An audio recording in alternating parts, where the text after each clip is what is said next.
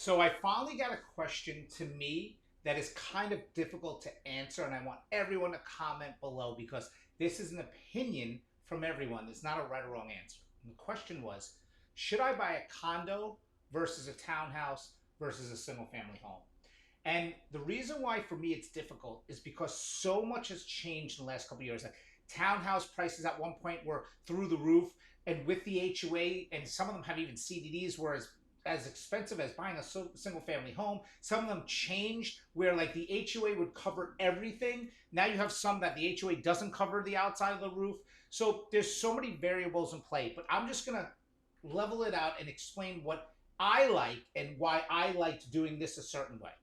I always liked townhomes better because you have ownership, right? It's mine. I own it within an HOA, even though it's attached.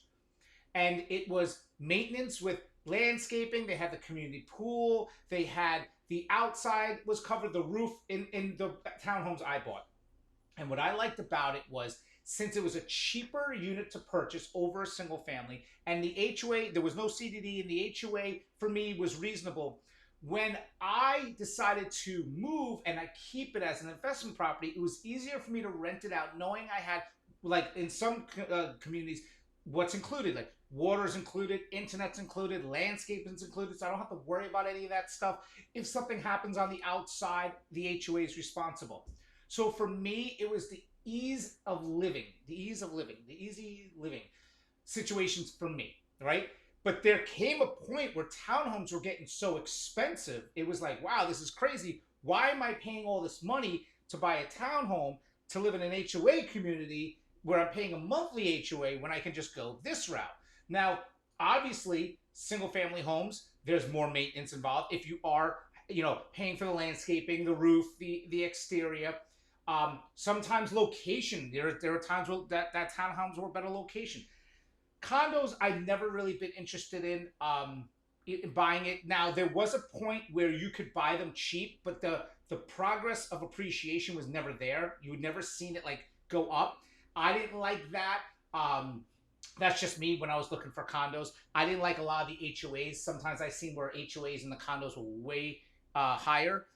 That to me didn't make sense. But I'm always looking at things as an investment opportunity. So for me, it's what can I buy that I know this is going to be an investment in the long run. I always look also at the financials, the credibility of the HOA community and how it's handled and whatnot as well. But again, this is a tough one because what are you buying it for, right?